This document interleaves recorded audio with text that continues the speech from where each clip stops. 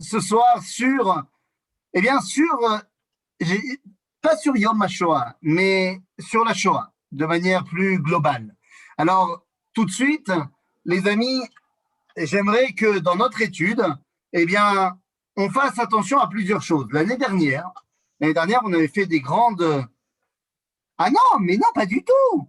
Le sujet n'est pas abandonné. Pas du tout. Le sujet aura lieu. Ne vous inquiétez pas, la justice sociale, c'est suffisamment important et c'est un sujet suffisamment traité dans les prophètes pour qu'on ne passe pas à côté. Bien sûr qu'on le traitera. Je dis simplement que, au vu du calendrier, vu que dans 2 jours, même demain soir, pour être exact, c'est Yom HaShoah, eh bien, on s'est dit que quand même, c'était vraiment important d'en parler. Donc, ça ne veut pas dire qu'on ne traitera pas le sujet de la justice sociale dans les prophéties. Bien sûr qu'on le traitera. Simplement, pas cette semaine, soit la semaine prochaine, soit la semaine d'après. Ne vous inquiétez pas, c'est évidemment un sujet qu'on devra traiter, d'ailleurs, peut-être même pas seulement en 1 fois, mais en 2 fois. Donc, ne vous inquiétez pas. Donc, nous allons aujourd'hui essayer de rentrer dans l'univers de la Shoah. Alors, l'année dernière, il y a eu beaucoup de conférences en Zoom qui ont été proposées pour Yom HaShoah, et j'ai eu l'honneur de participer à certaines de ces conférences. Il y a eu également, Johan qui a organisé le 27 janvier, également des conférences en commémoration avec la libération d'Auschwitz, donc sur la Shoah. Donc, on en parle, Baruch Hashem, bien, mais on n'en parle jamais assez. Et aujourd'hui, justement, je ne voulais pas parler d'une expérience personnelle, de l'expérience de ma grand-mère. Je voulais vraiment me cantonner à un cours de Torah sur ce qu'on peut essayer de comprendre dans l'histoire de la Shoah. Et donc, je vais mettre plusieurs, on va dire, leviers d'alerte avant qu'on commence notre étude. Bien mal avisé serait celui qui penserait connaître la raison de la Shoah. Et ce n'est donc absolument pas ce qu'on va faire, d'essayer de donner un pourquoi il y a eu la Shoah. Pour une raison très très simple, et je vais tout de suite le dire, le prophète Yecheskel nous dit « Lo marchevotai marchevotechem, velo derachechem derachai amar Hashem » Mes pensées, ce n'est pas vos pensées, mes chemins, ce n'est pas vos chemins. En d'autres termes, eh bien, je ne suis pas Dieu. Et donc, à la question de pourquoi au niveau métaphysique, au niveau spirituel, pourquoi il y a eu la Shoah, la réponse est « je ne sais pas ». Point.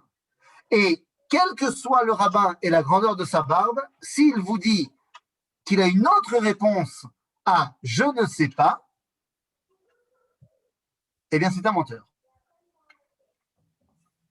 On ne sait pas pourquoi il y a eu les choses. Donc, la question ne va pas être de savoir, et c'est ce qu'on va essayer de voir ensemble ce soir, la question ne va pas être de savoir pourquoi.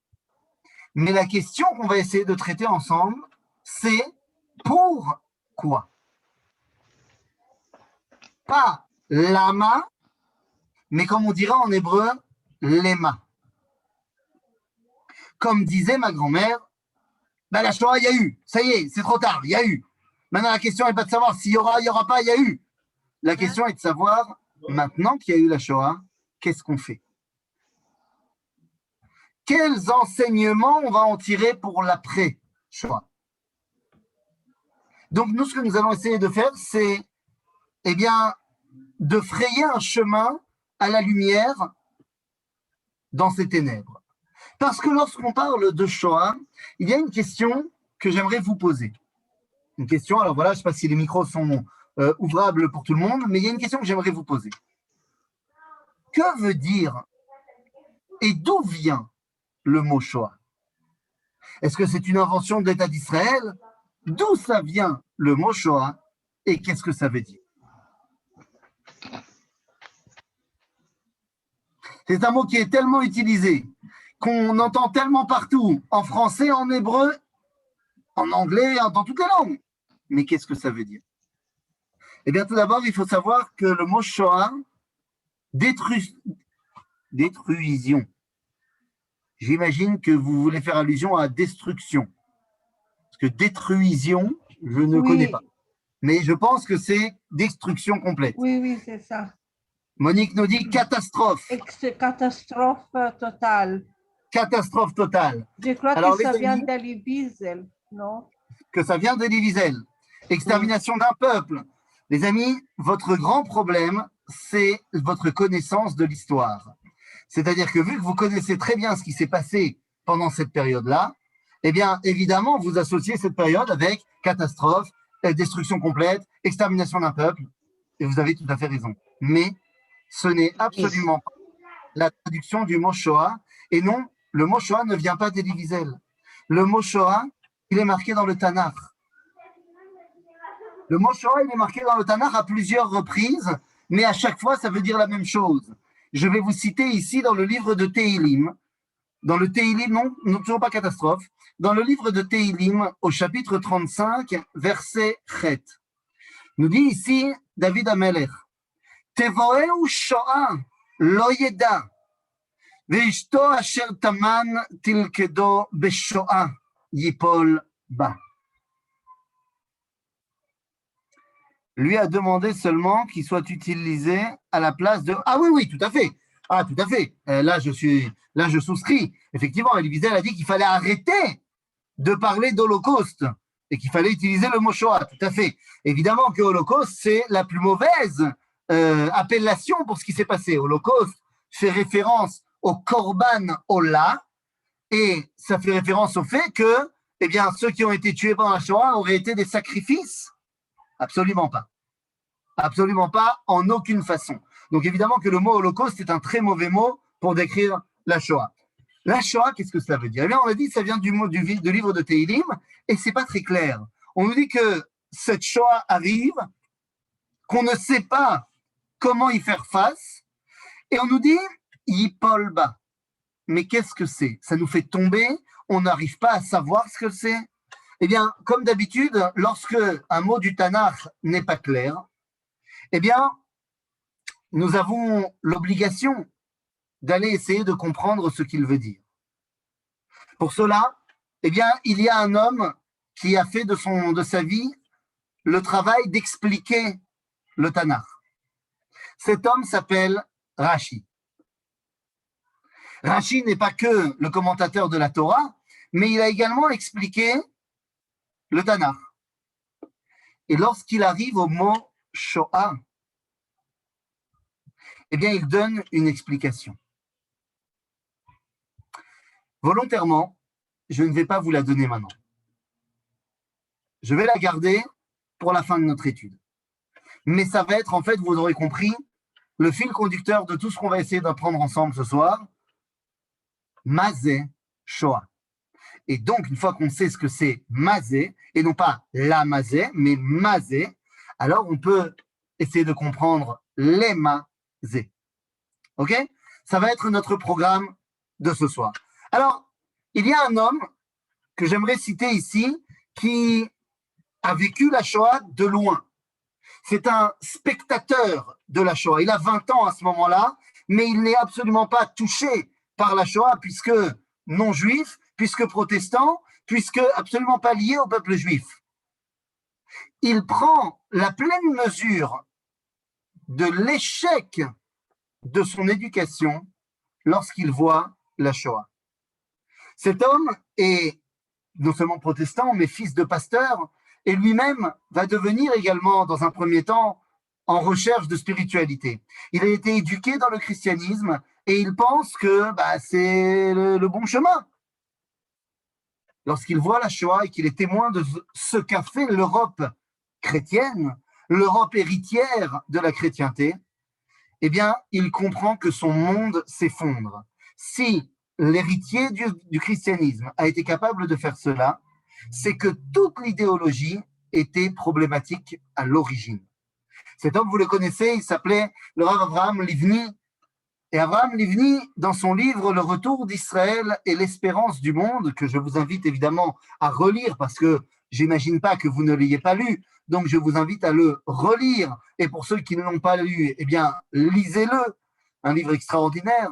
Lisez-le en français, parce que même s'il a été traduit en hébreu, il n'empêche que certaines subtilités, dans la mesure où ça a été écrit en français, eh bien, je pense qu'elles sont encore plus fortes en français, pour ceux qui comprennent la langue, évidemment. Abraham Livni nous dit la chose suivante. Nous avons l'impression, en regardant la Shoah, je cite, nous avons l'impression, en regardant la Shoah, que la partie consciente du monde est tombée dans les ténèbres et s'est laissée submerger par des forces qui les dépassent, les forces qui sont le mal par définition. Nous dit le Rav Livni qu'à ce moment-là, eh bien, l'Europe a tout simplement accepté de participer aux forces du mal, de faire le mal. Entre parenthèses, je préciserai le discours absolument incroyable de Churchill au moment où il aurait été le plus sage pour lui de faire un pacte avec Hitler. Comprenez bien ce qui se passe. Alors, je ne suis pas un fan de Churchill, hein, il a fait plein de choses qui sont pas, que je kiffe pas. Mais là, pour le coup, nous sommes en 1940, voire même 1941. L'Europe est tombée. Seule l'Angleterre résiste encore contre l'avancée de l'armée allemande et les États-Unis ne sont pas encore en guerre. Il n'y a pas encore eu Pearl Harbor. On n'est pas en décembre. Kitsour, les Anglais sont tout seuls. Et à ce moment-là, il aurait été le plus intelligent qu'il fasse un pacte de non-agression avec Hitler. Il répondra que non, qu'il continuera la lutte armée parce qu'il ne peut pas laisser le mal triompher. Rabotai, il semblerait que le monde soit tombé dans les forces du mal. Mais je ne suis pas en train de parler de spiritualisme. Il y a ici une véritable responsabilité humaine. Et c'est la première chose que je voudrais dire dans mon étude de ce soir. Les responsables de la Shoah, ce sont les nazis. Et tous ceux qui les ont aidés, évidemment. Non, le responsable de la Shoah, ce n'est pas Akadosh Baruch Hu. Akadosh Baruch Hu gère son monde, mais depuis 5781 ans, n'intervient plus dans son monde. Il a donné le libre arbitre aux hommes, et les hommes peuvent décider de faire le bien ou de faire le mal. Et la première chose qu'il faut comprendre, c'est que les responsables de la Shoah, ce sont les nazis. Quand on te dit, le Rav Livni te dit qu'ils sont tombés dans le mal, ils ont choisi de faire le mal.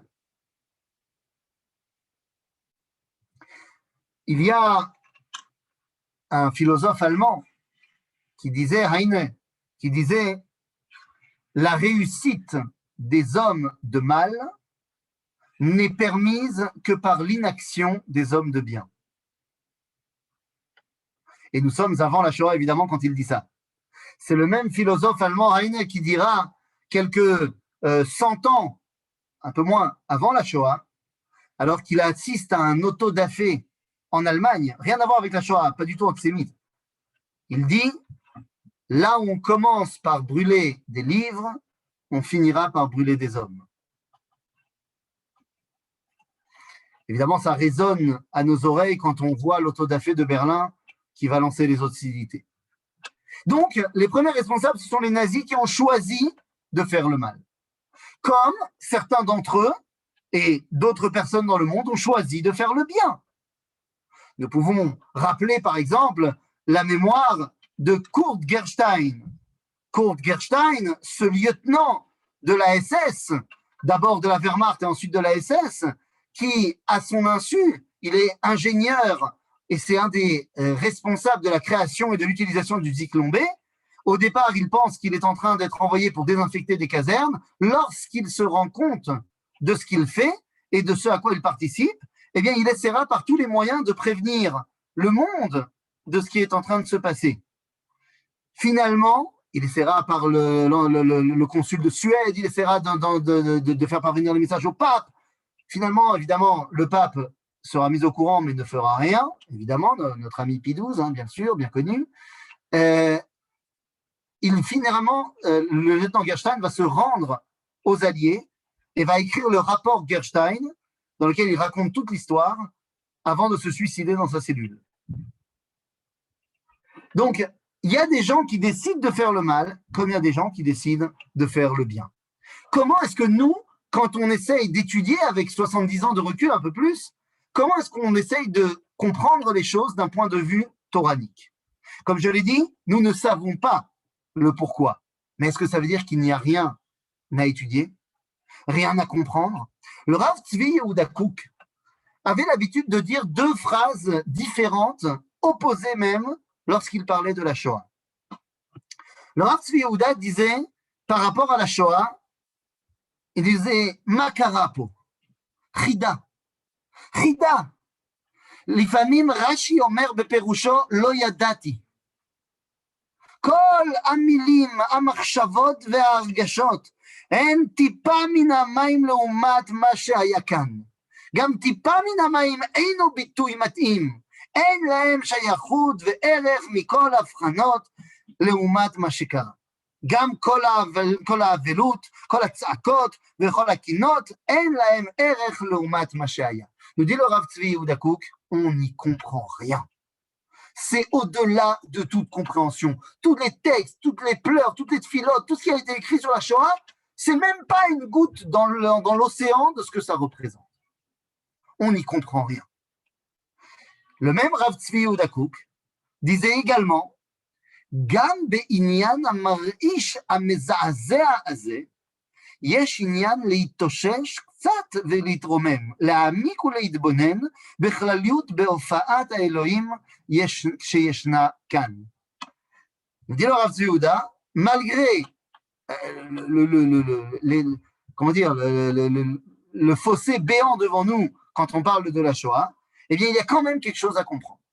En d'autres termes, le Rav Tzvi Yehuda, lorsqu'il donnait des cours sur la Shoah, il donnait une série de cours, et pendant tous les premiers cours, il disait « La Shoah, on ne peut rien y comprendre ». Et à la fin de sa série de cours, il disait « Maintenant qu'on a compris qu'on ne peut pas comprendre, venez, on va comprendre un petit peu. Mais d'abord, il faut comprendre qu'on n'y comprend rien. » Un peu d'humilité par rapport aux événements, un peu d'humilité par rapport à la réalité. Une fois qu'on fait preuve de cette humilité, alors on peut peut-être entendre, écouter, peut-être comprendre quelque chose. Comme on peut voir, et évidemment toute proportion gardée, mais comme on peut voir dans la paracha de cette semaine, dans la paracha de Shmini, où les deux enfants aînés de Aaron à Cohen vont mourir dans l'inauguration du Mishkan, à ce moment-là, va yidom Aaron. Aaron se tait. C'est ce qui lui permet d'entendre un petit peu la voix de Dieu. Il n'y a rien à dire à ce moment-là. Donc, une fois qu'on comprend qu'on n'y comprendra rien, eh bien, venez, on va essayer un tout petit peu de comprendre. Il y a deux sortes de personnes qui sont les survivants de l'après-Shoah. Quand je dis les survivants de l'après-Shoah, ça peut parler des rescapés eux-mêmes, ça peut être ce qu'on appelle les gens de la deuxième génération, comme ça peut être moi. Il y a deux styles de personnes dans l'après-Shoah. Il y a ceux qui vivent la Shoah comme une blessure ouverte qui est encore saignante, et il y en a d'autres qui voient les événements avec du recul. Et ça n'est pas forcément lié avec le fait si vous avez été vous-même un rescapé ou pas. Il y a des rescapés qui jusqu'à aujourd'hui ne veulent pas parler, c'est trop dur, c'est quelque chose qui est trop ouvert chez eux, et il y en a d'autres qui veulent parler, qui ont le recul pour pouvoir en parler, et même voir en blaguer. Combien de fois j'ai entendu Noah Kliger faire des blagues sur la Shoah? Incroyable. Alors que nous n'osions pas, évidemment. Mais lui, un sens de l'humour extraordinaire. De la même façon, dans ce qu'on appelle la deuxième génération, il y a mes parents, qui n'ont pas vécu la Shoah ni l'un ni l'autre. Alors qu'avec mon père, on peut parler Shoah, avec ma mère, on ne parle pas Shoah. Point. Ma grand-mère, la maman de ma maman, a été déportée à Auschwitz. Avec ma mère, on ne parle pas Shoah. Elle ne l'a pas vécu, mais elle le vit comme une plaie ouverte. Celui qui est dans la douleur, et ça c'est fondamental de le comprendre, celui qui est dans la douleur, les explications ne sont pas pour lui. La prise de conscience n'est pas pour lui. Il est dans la douleur. Il y a un homme dans le Tanakh, et ben voilà, avec mon père oui, avec ma mère non, ben ça c'est moi. Ça c'est moi. Bekitsour, il y a un homme dans le Tanakh qui est le prototype de la souffrance. Vous le savez, évidemment, je parle de Yov. Yov a souffert tout ce qu'il pouvait souffrir. Et Yov est intimement lié au peuple juif, puisque nous dira le Talmud dans le traité de Baba Batra que Yov a vécu, voilà, chez moi, on ne parlait pas non plus de Shoah. Voilà, ça dépend vraiment de. C'est très, très personnel. Bekitsour, Yov, nous dit le Talmud, il a vécu autant de temps que le peuple juif qui est descendu en Égypte jusqu'au moment où il en ressort. Yov a vécu 210 ans. Et sa vie est en parallèle avec celle du peuple juif, ce qui nous amène à penser que, eh bien, nous pouvons, nous, en tant qu'Am Israël, apprendre énormément de Yov. Yov va souffrir énormément. Je n'ai pas besoin de vous le redire. Yov souffre tout ce qu'on peut souffrir. Et à un moment donné, dans le livre de Yov, bah oui, je comprends très bien. Dans le livre de Yov, eh bien, il y a un moment donné, au moment où il est au top de sa souffrance. Comprenez-moi bien, il a perdu sa femme, il a perdu ses enfants, il a perdu tous ses biens, il est lui-même malade, il va mourir. Kitsour, il a tout perdu. À ce moment-là, arrivent chez Yov trois rabbins. Trois rabbins, tu sais, Baruch Hashem, avec le ventre de Pessah. Et ces trois rabbins qui vont très bien, vont venir lui donner des explications à sa souffrance. Il y en a un, Eliphaz Atémani, qui lui dit « Oh, ben tu sais, c'est parce que tu as dû faire une faute quelque part. Ah, il n'y a pas de punition sans faute, donc tu as dû fauter quelque part. » Viendra ensuite Bildad Ashouchi qui lui dit « Tu sais, c'est certainement parce que Dieu t'aime tellement qu'il veut te faire souffrir pour te donner une plus grande part au monde futur. » Et il y a Tsofar An-Nammati qui vient et qui dit « Oh, tu sais, les voies du Seigneur sont impénétrables, mais quelque part, tu dois être responsable. » Yov leur répond et leur dit « Écoutez, vous êtes très gentils d'être venus à la Shiva, Kol HaKavod, Toda Rabba, mais ça ne sert à rien ce que vous dites, parce que je souffre. Et si vos mots étaient venus pour me réconforter, ben vous avez tout raté. » Le Talmud nous donne une phrase fondamentale qui est vraie au niveau de la halakha. Ein meratzim adam beshat ka'aso ou besha shemeto mutal lefanav. Le Talmud dans le traité de Brachot nous dit la chose suivante. On n'a pas le droit d'essayer de réconforter quelqu'un quand il est au moment de sa colère. Essaye de dire à quelqu'un qui est ultra énervé, qui crie dans tous les sens, dis-lui mais enfin, c'est pas très intelligent ce que tu fais, réfléchis à ce qu'a écrit le Rav Kook. Et alors, c'est pas le moment. Il est en train de tout casser. Et quelqu'un qui a son mort devant lui, c'est-à-dire qu'il n'a même pas encore enterré son mort, c'est pas le moment de lui parler. D'après la halakha d'ailleurs, je n'ai pas le droit de l'énachem quelqu'un qui n'a pas encore enterré son proche. J'ai pas le droit. Et même après l'enterrement, lorsque j'arrive à la Shiva, je n'ai pas le droit d'être le premier qui parle. Je dois attendre que lui ouvre la bouche. Parce que en meratzim madam besha shemeto mutal lefanav. En d'autres termes, celui qui essaie de donner des explications à celui qui souffre, c'est pas le moment. Celui qui souffre, tu lui donnes un akabol, tu lui donnes un pansement, tu le sauves de sa souffrance. Tu lui donnes pas une explication ésotérique et métaphysique de ce qui se passe. Imaginez, arrive Eliyahu Hanavi à Auschwitz et il dit les amis, j'ai deux options, vous choisissez. Soit je claque des doigts et vous arrivez tous en Israël, soit je vous explique la raison métaphysique de ce qui vous arrive. Ben, vous comprenez que ce n'est pas une question. D'abord, tu les sauves et après, on discute. Et c'est exactement ce que répond Dieu dans le livre de Yov aux trois compères. Il leur dit Vayomer Hashem el Eliphaz Temani, dans le chapitre 42 du livre de Yov. Chara api becha u beshne recha ki lo dibartem nechona ke'avdi Yov. Vous n'avez pas bien parlé. Vous auriez dû garder tout ça pour vous. Quand on parle de Shoah, évidemment, il y a au-delà du sechel, le regesh qui joue des heures supplémentaires.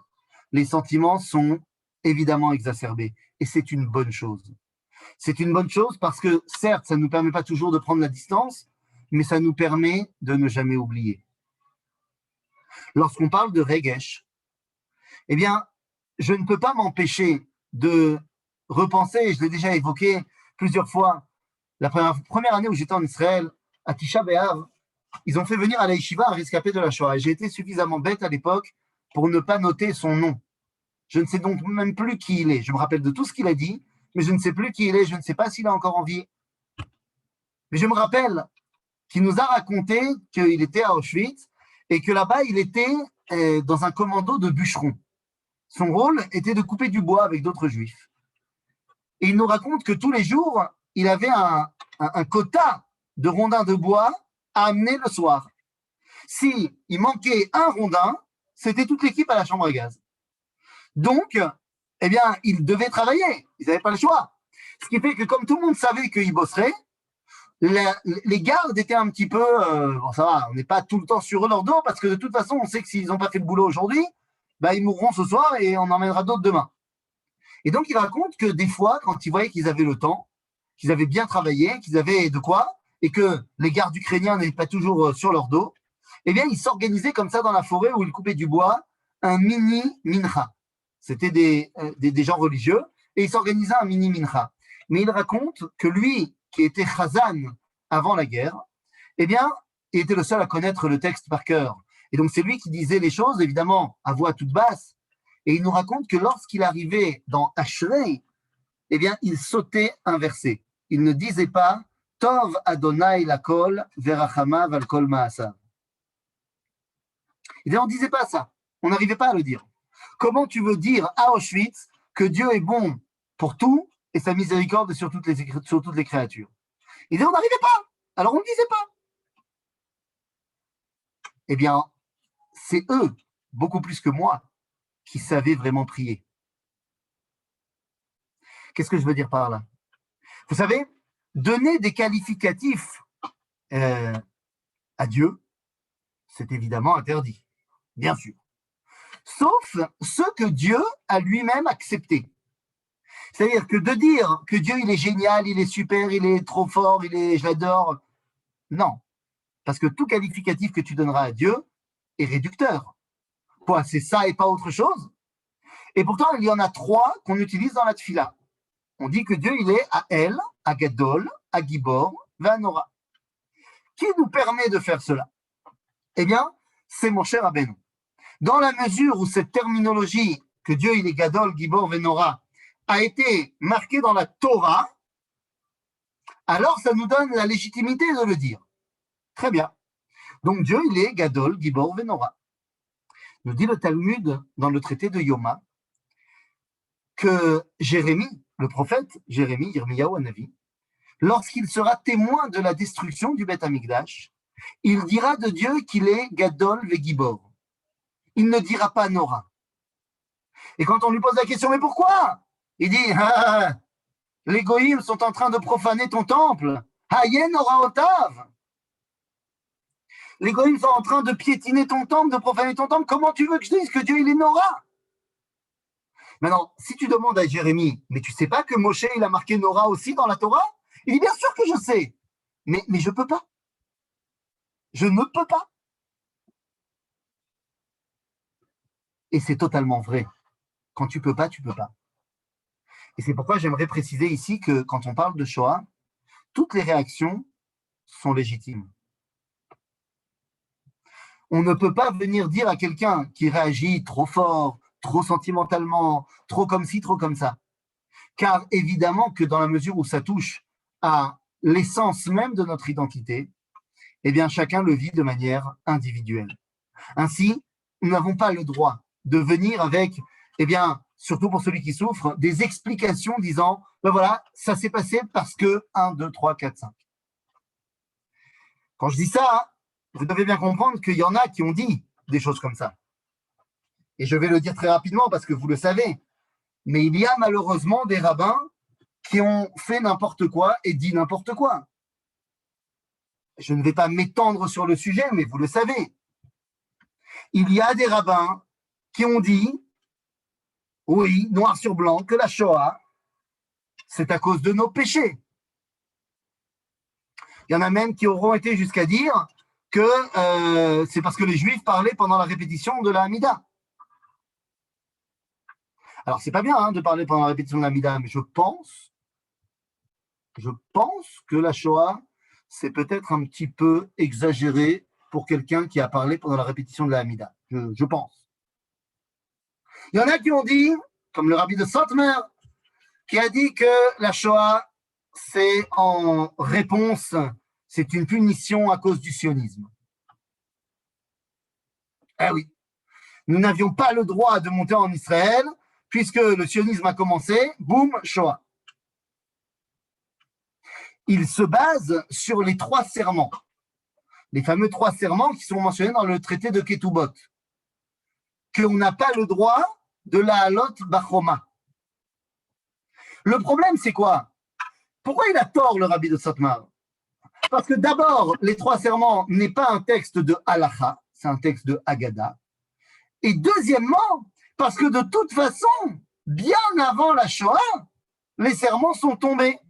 Comme a dit le Rav Meir Simcha Cohen de Dvinsk, le Mesher Chochma, lorsqu'il entend la déclaration Balfour, il dit, ben voilà, les nations nous ont permis de rentrer en Israël, donc il n'y a plus l'interdit de ne pas monter en force et de ne pas conquérir la terre d'Israël.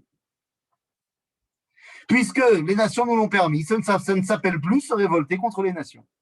Donc évidemment, c'est absolument absurde l'enseignement du rabbi de Satmar par rapport à la Shoah. Il y a eu d'autres explications, comme de dire que la Shoah, c'est à cause de le non-sionisme. Oui, il y en a qui ont dit ça, que c'est parce qu'on n'a pas fait tous notre alia qu'il y a eu la Shoah.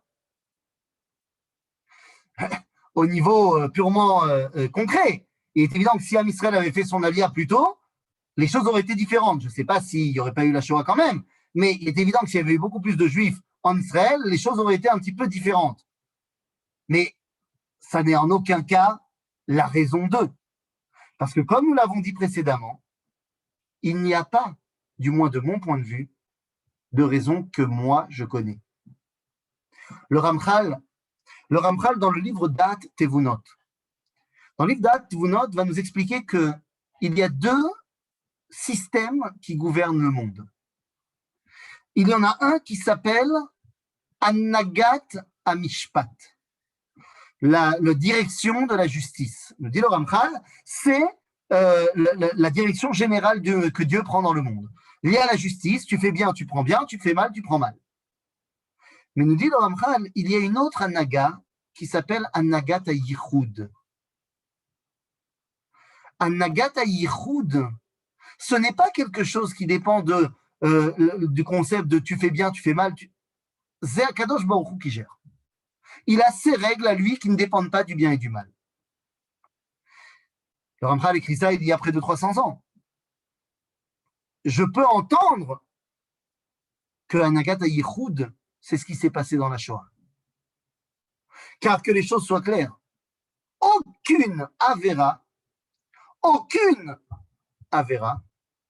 ne justifie la Shoah. Pour des raisons purement mathématiques. Voilà. Je vais vous donner des raisons très mathématiques. 6 millions.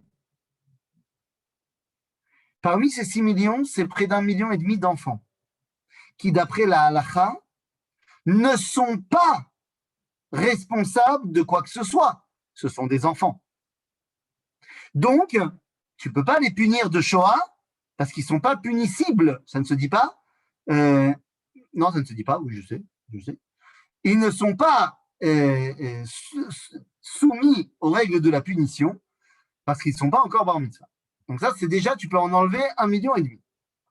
Ensuite, rajoute à cela un bon million, ce sont des estimations évidemment, mais rajoute à ça un bon million de juifs tzadikim.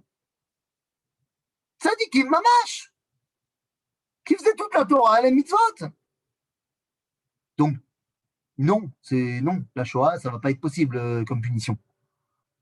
Et pour tout le reste, la moitié des autres, ils sont évidemment pas du tout soumis à cette punition. Pourquoi?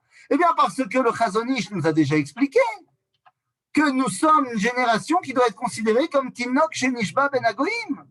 Car tous les gens de la génération de la Shoah qui avaient abandonné la Torah suite à la Haskalah, suite à l'émancipation, c'est pas eux qui avaient lancé la Haskalah, ça s'est fait 200 ans avant. Ce qui veut dire qu'ils étaient déjà tous éduqués dans des maisons où on avait abandonné la Torah. Tu ne peux pas leur tenir rigueur de quoi que ce soit. Donc, il est évident que de parler de la Shoah comme étant une punition à une quelconque Avera, c'est en soi la plus grande des Avera. An-Nagat Yichud peut-être, mais j'y comprends rien. Dieu a ses plans, ok, mais moi, je n'y comprends rien. Alors, qu'est-ce que j'essaye de comprendre? Eh bien, j'essaie de comprendre qu'est-ce que moi, je vais pouvoir en retirer. Et pour cela, je voudrais qu'on comprenne ensemble, et c'est quelque chose que j'ai déjà expliqué, mais qui est tellement important qu'il faut y revenir, que la Shoah n'est évidemment pas une nécessité de l'histoire. C'est une éventualité de l'histoire. Alors que la Géoula est une nécessité de l'histoire, la Shoah n'est qu'une possibilité de l'histoire. Mais pas une possibilité n'importe comment. Il y a des, j'ai envie de dire, règles qui permettent l'éventualité de la Shoah. Ces règles sont très simples, comme tu disais, Alex, effectivement. C'est lorsqu'on est baderer, en chemin. Rappelez-vous de ce verset que vous connaissez bien, Zachor asher asa lecha Amalek, baderer betzetrem mitzrayim. Souviens-toi de ce que tu as fait à Amalek lorsque tu étais en chemin. Tu es sorti d'Égypte, mais tu n'es pas encore en Israël. C'est à ce moment-là que Amalek a attaqué. Amalek, l'archétype de celui qui veut détruire le peuple juif. Eh bien, vous remarquerez qu'à chaque fois que Am Israël est sorti de son exil, mais qu'il n'avait pas encore la pleine possession de son indépendance, de sa Géoula, eh bien, ben leben, il y a eu l'éventualité de la Shoah. Le premier d'entre eux, c'est Yaakov Avinu. Yaakov Avinu sort de chez Lavan. Il n'est donc plus en exil chez Lavan, mais il n'est pas encore arrivé chez Yitzhak en terre d'Israël. Il n'a pas retrouvé son indépendance. Eh bien, en chemin, Esav arrive avec 400 hommes et veut le détruire. Baruch Hashem, on s'en est sorti. On sort d'Égypte. On n'est pas encore rentré en Israël avec Yoshua. Va y avoir Amalek dans le livre de Shemot. Baruch Hashem, on s'en est sorti. On sort de l'exil de Babylone suite à la déclaration de Koresh qui nous donne la permission de retourner en Israël. On n'a pas encore retrouvé notre indépendance ni avec les Hashmonaïm, ni avant un petit peu avec Ezra et Nehemia. Au milieu, Aman a envie de faire la solution finale à Purim. Baruch Hashem, on s'en est sorti. Les nations du monde, à San Remo, vont signer la déclaration Balfour et vont permettre aux Juifs de terminer leur exil de 1900 ans. Nous sortons de l'exil de Rome, d'Europe, mais nous ne sommes pas encore arrivés à Yom HaAtzmaut. Eh bien, on sait ce qu'il y a eu au milieu. Et on n'a malheureusement, pour ce coup-là, pas réussi tous à s'en sortir. Mais cette dimension du chemin est fondamentale. Pourquoi? Eh bien, parce que cela veut dire que non, il n'y aura plus la Shoah. Terminé. Parce que nous ne sommes plus en chemin. Il peut y avoir des menaces sur le peuple juif. Et il peut y avoir malheureusement des pogroms, des attaques, de l'antisémitisme. Mais vous conviendrez avec moi que même un attentat terrible qui a ôté la vie d'une personne, on ne peut pas le comparer à la Shoah. Ainsi, malheureusement, il peut y avoir des drames. Mais la Shoah, c'est terminé. Pourquoi? Parce que nous ne sommes plus en chemin. Cette éventualité n'est plus possible. Et pour ceux qui penseraient, ben peut-être qu'on va repartir en exil, comme à l'époque du Second Temple, et que donc à ce moment-là, on devra de nouveau ressortir d'exil, et bien peut-être qu'il y aura encore une éventualité de la Shoah. Je vous rassure, non, il n'y aura plus d'exil. Après la Géoula que nous avons vécue à Yom HaAtzmaut en 1948, il n'y a plus d'exil derrière.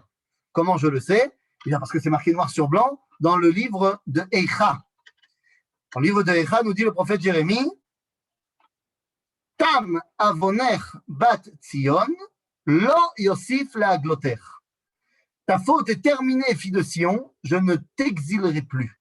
Rashi traduira là-bas en disant, dès que tu sors de la galoute de Édom, il n'y a plus de galoute derrière. Donc c'est bon, terminé la galoute. Nous ne sommes plus effectivement baderer. Zéo. Nous sommes rentrés à la maison. Nous sommes rentrés à la maison, ok. Mais maintenant, on doit se poser une autre question. On doit se poser une autre question, c'est, j'ai compris, ok, baderer, baderer. Mais comment ça se fait? Et là, je ne pose pas la question du point de vue des Juifs, mais je pose la question du point de vue des non-Juifs. Comment se fait-il que la Shoah n'a pas eu lieu avant? Alors, vous aurez compris, une fois qu'on a dit la notion de baderer, alors vous allez me dire, bah avant, on n'était pas baderer. Zenachon. Zenachon, qui est marqué dans le livre de Vaïkra, Ve'av gamzot, biyotam be'eretz oivehem, lo naastim velo gaaltim lechalotam la'afer et beriti itam. Nous dit la Torah, lorsqu'ils seront dans le pays de leurs ennemis, je ne les abandonnerai pas et je ne laisserai pas les détruire. Nous dit Rashi, lorsqu'ils devront y être, c'est-à-dire lorsqu'on doit être en exil, parce que Dieu l'a décidé, la Shoah n'est pas possible, parce que Dieu nous protège. Mais qu'est-ce que ça veut dire? Ça, c'est de mon point de vue. Alors c'est vrai, pendant toute l'histoire de l'exil, il y a eu des pogroms par-ci, des pogroms par-là, mais il n'y a pas eu la Shoah. Lorsqu'on ne devait plus être en exil, il y a eu cette éventualité qu'on a évoquée tout à l'heure. Mais moi, je pose la question maintenant du point de vue des goïms. Comment ça se fait qu'ils n'ont pas fait la Shoah avant? Ils ne connaissent pas l'enseignement de Rashi. Je veux dire, quand tu regardes un petit peu ce qui a été écrit au fur et à mesure des générations, à commencer par les pères de l'Église, jusqu'à tous les antisémites que vous pouvez imaginer depuis 2000 ans, quand tu vois la quantité de Sina, et pourquoi ils n'ont pas fait la Shoah avant? Est-ce que c'est simplement un problème de technologie? Qu'ils n'avaient pas des armes de destruction massive suffisantes pour faire la Shoah? Bien sûr que non. Et là, il va falloir comprendre quelque chose de fondamental. Quelque chose de fondamental. Tout d'abord, celui, durant la Shoah, qui n'était plus là-bas, eh bien, n'était plus soumis à ce danger. On a dit, lorsque vous serez dans le pays de vos ennemis, lorsque vous devrez y être. Ce qui veut dire que lorsqu'on ne doit plus y être, alors il n'y a plus cette protection de Dieu, mais celui qui n'y est plus, eh bien, il n'y est plus. Et effectivement, et là, je vais ouvrir quelque chose d'assez compliqué, mais qu'il faut ouvrir. Le Talmud, dans le traité de Sanhédrin, nous dit qu'il y a un des plus grands maîtres de la Torah, qui s'appelle Rava, qui avait peur de l'époque messianique à cause de la Shoah. Il a peur de vivre à l'époque messianique à cause de la Shoah. Il nous dit, à propos de l'époque messianique, dans le traité de Sanhédrin à la page 98, il nous dit « Yete velo achmine » que cette époque, elle vienne, que le Mashiach, je ne veux pas le voir. Son compère, Abaye, lui dit « Lama lo » Pourquoi tu as peur? Il dit « J'ai peur de Chevle Mashiach. J'ai peur des douleurs de l'enfantement du Mashiach de l'époque messianique. » Ce sont des douleurs terribles, plus terribles que tout ce qu'on a jamais vécu, qui viendront juste avant la naissance. Et je pense que je ne serais pas capable, je ne pourrais pas résister à ça. Nous, a posteriori, on sait que Révélé Mashiach, ça a été la Shoah, puisque 3 ans plus tard, il y a eu la naissance de l'État d'Israël, la naissance de la Géoula. Mais Abaye dit à son Sachavruta, il dit à Rava, il dit, mais attends, tu as peur de Révélé Mashiach? Pourtant, nous savons comment est-ce qu'on doit se comporter pour être protégé de Révélé Mashiach. Il suffit de faire Torah ou mitzvot. Rava n'accepte pas l'enseignement de Abaye. Il dit non, moi je sais très bien que Torah ou mitzvot, ça ne suffit pas pour te protéger de Révélé Mashiach. Là, ô combien il a eu raison. Combien de gens étaient complètement des tzadikim, Torah ou mitzvot, et pourtant ont péri dans la Shoah. Nous dire Rava, non, j'ai peur d'autre chose. Shema yigrom achet. J'ai peur que la faute ne soit le danger qui me guette. Mais de quelle faute parle-t-on? Il s'agit de Rava, le plus grand des Amoraïm. Quoi? De quelle faute? Il dit j'ai peur de la faute. Mais de quelle faute on parle? Nous dit le Talmud, on parle de la même faute qui a fait peur à Yaakov Avinu.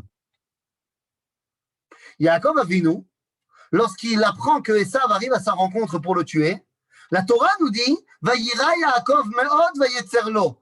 Le Talmud demande pourquoi Vayira? Pourquoi il a peur? Il a reçu une promesse de Dieu avant de partir chez Lavan qu'il ne lui arriverait rien jusqu'à ce qu'il rentre à la maison. Donc pourquoi il a peur? Nous dit le Talmud, Shema yigrom achet. Mais c'est quoi cette chet? Eh bien, Yaakov Avinu nous dit, Im Lavan garti va echar ad ata. J'ai tardé. Au moment où l'exil était terminé, où Yosef est né, où je devais rentrer en Israël, où je l'ai dit d'ailleurs à Lavan, eh bien finalement, j'ai tardé encore pendant 6 ans pour me faire un peu de business. En d'autres termes, je suis dans le pays de mes ennemis au moment où je ne devrais plus y être. Quand je devais y être, mais là, je ne dois plus y être et j'ai peur. J'ai peur que ça, eh bien, ça puisse me porter, ne pas me protéger. Nous dit le Talmud, pourquoi Rava il a peur? À cause de cela. Il sait que s'il vit à l'époque messianique, il aura énormément de mal parce qu'il pense qu'il sera incapable d'entrevoir le moment où il faut partir de l'exil. Et il a peur qu'il y sera encore et donc soumis au danger de Révélé Mashiach. Nous dit le livre de Daniel,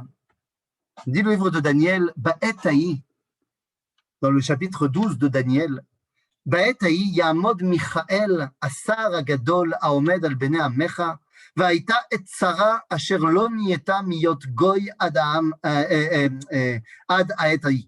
ובעת ההיא ימלט עמך כל הנמצא כתוב בספר.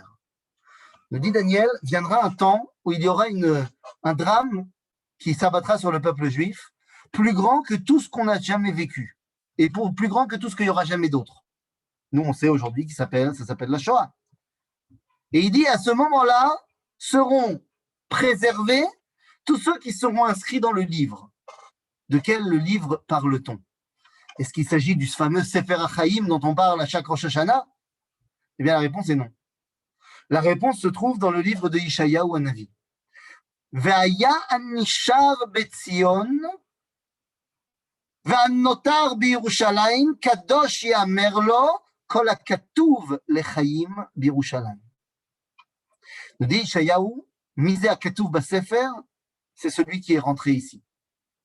Ou Katuv Lachaim.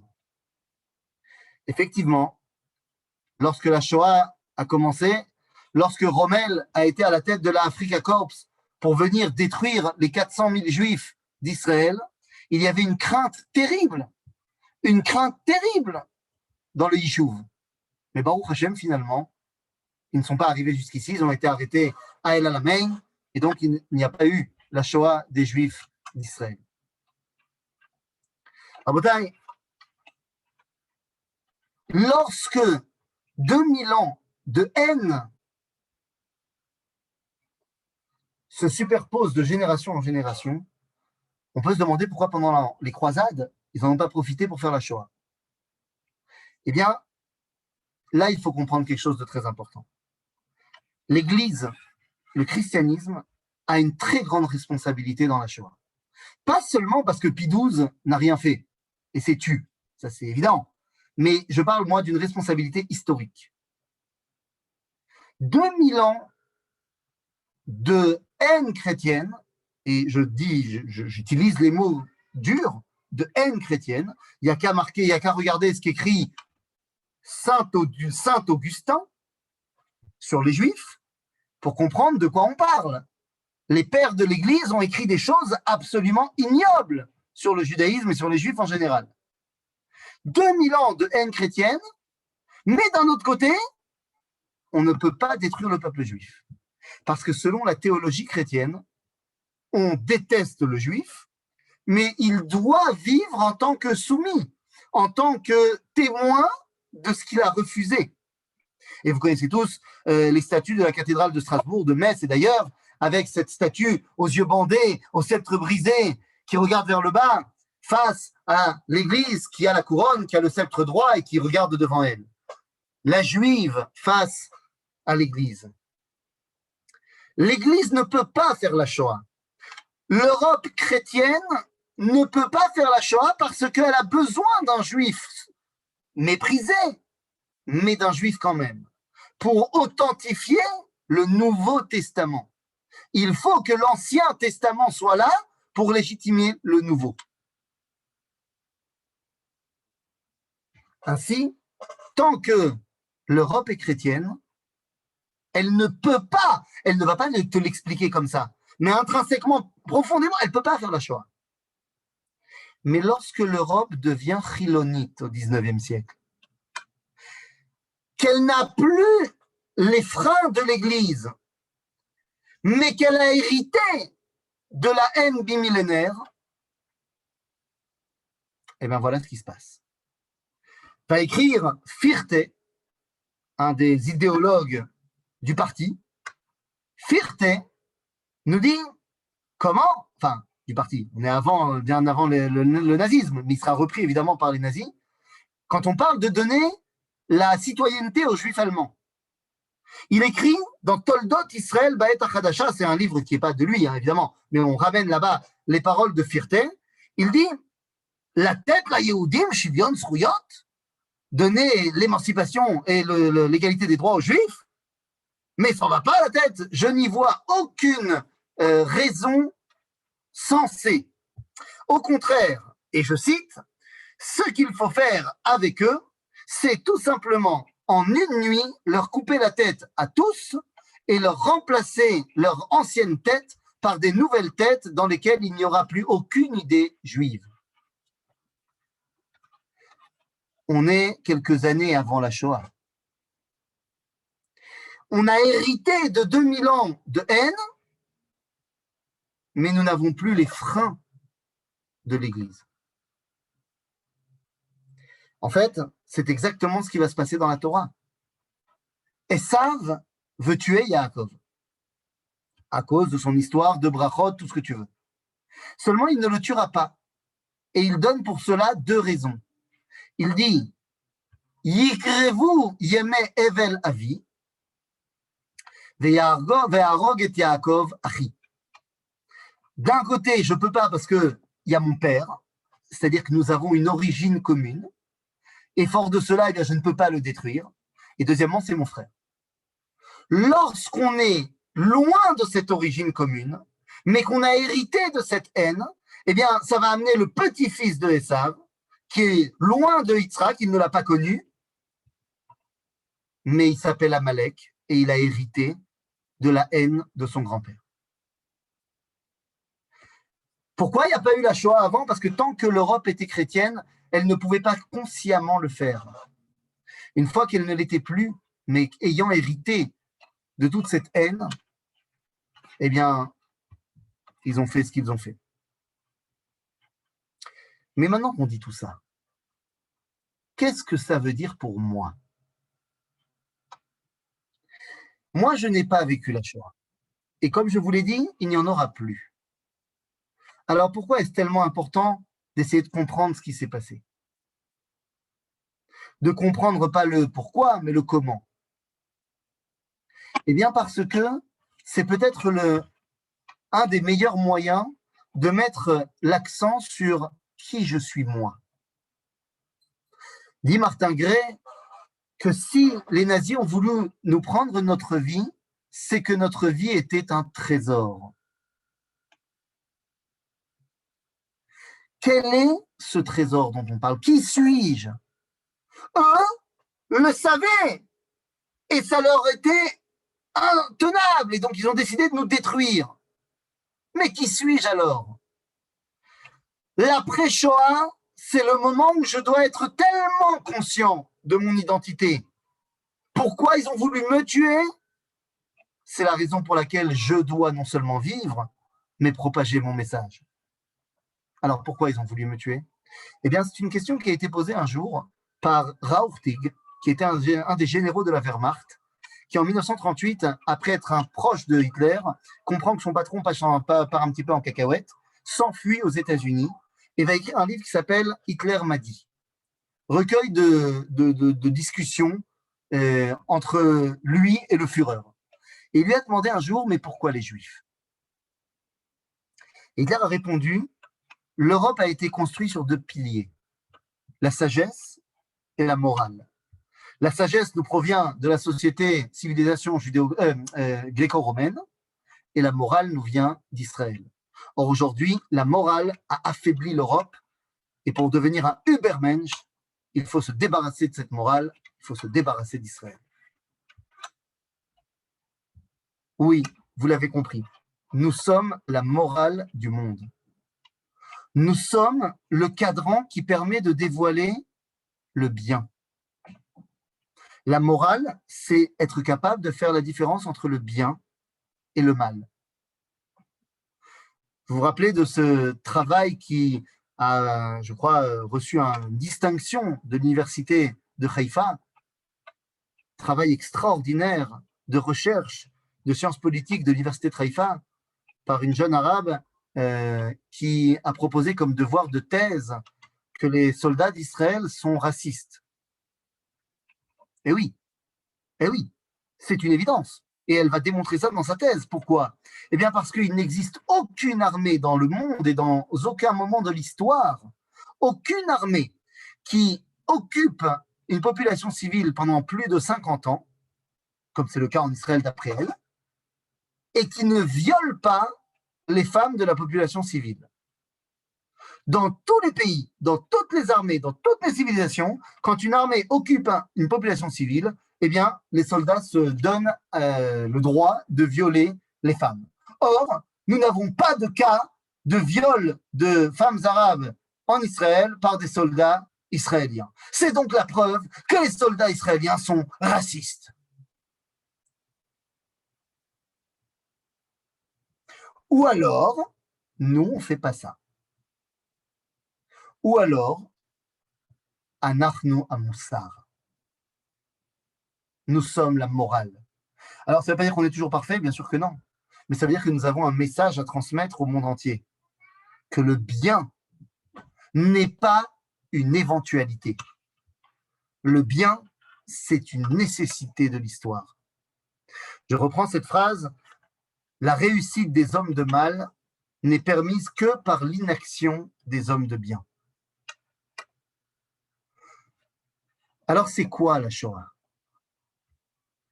Je l'ai dit tout à l'heure, on ne sait pas, on ne comprend pas. Donc, on demande à Rashi.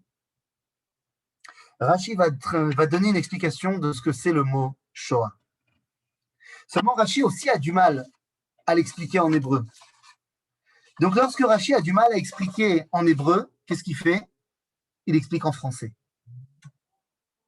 En ancien français. Et Rashi nous explique que Shoah, ça veut dire Broyana Belaz. Broyana, en nouveau français, c'est brouillard. Vous croyez que le titre du livre, du film, Nuit et brouillard, vient de nulle part? Il vient de Rashi. La Shoah, c'est le brouillard. C'est un moment qui est tellement incompréhensible qu'on n'arrive pas à distinguer quoi que ce soit. C'est ça le brouillard. Je suis complètement dans le flou. Ce qu'on a essayé de faire en une heure, un petit peu, ce soir, eh bien, c'est de faire traverser un rayon de lumière dans ce brouillard. Essayer de donner un semblant de visibilité dans ce brouillard. Essayer de comprendre, pas l'âme, aval l'ema. Maintenant qu'il y a eu la Shoah, plus de 75 ans derrière nous, qu'est-ce qu'on fait? Quel est le message que le peuple juif ressuscité a à donner à lui-même et au monde entier? C'est de cela qu'on parle. Je terminerai par ce verset que vous connaissez très bien. Rak ishamer lecha ushmor nafshecha meod pen tishkach et hadevarim asher ra'u einecha upen yasuru milevavecha kol yemei chayecha ve'oda'atem levanecha ve'livnei banecha. Nous avons une responsabilité, pas du tout un travail de mémoire. Je déteste l'appellation devoir de mémoire. Parce que je me rappelle quand j'étais à l'école et que je faisais un devoir, je me rappelle que 37 secondes après avoir rendu ma copie, j'avais tout oublié. Nous n'avons pas un devoir de mémoire, nous avons une responsabilité de transmission pour construire l'avenir. Il n'y a pratiquement plus de témoins aujourd'hui. Nous devons devenir les témoins des témoins pour construire ce qui s'est passé et ce qui va se passer. Pour cela, nous sommes obligés de connaître les événements, aussi durs soient-ils. Nous sommes obligés de comprendre quelle est l'identité du peuple juif de l'après-Shoah. Et c'est une identité de reconstruction qui est la nôtre. Une identité dans laquelle, eh bien, nous savons que ça n'arrivera plus. Et nous savons donc que nous pouvons maintenant faire briller ce que eux ont essayé de détruire. Yeh Zichram Baruch. Merci à tous. Toda Rabba, un grand merci au Rafizon. S'il y a des questions, ce sera dans quelques secondes. J'aimerais dire qu'on a vu tous tes talents, aussi bien en Torah, en tant que guide spécialiste dans la Shoah. C'était un cours complet et très, très bien construit. Merci beaucoup, Ethan. Restez connectés parce qu'on veut vous parler d'une soirée qui aura lieu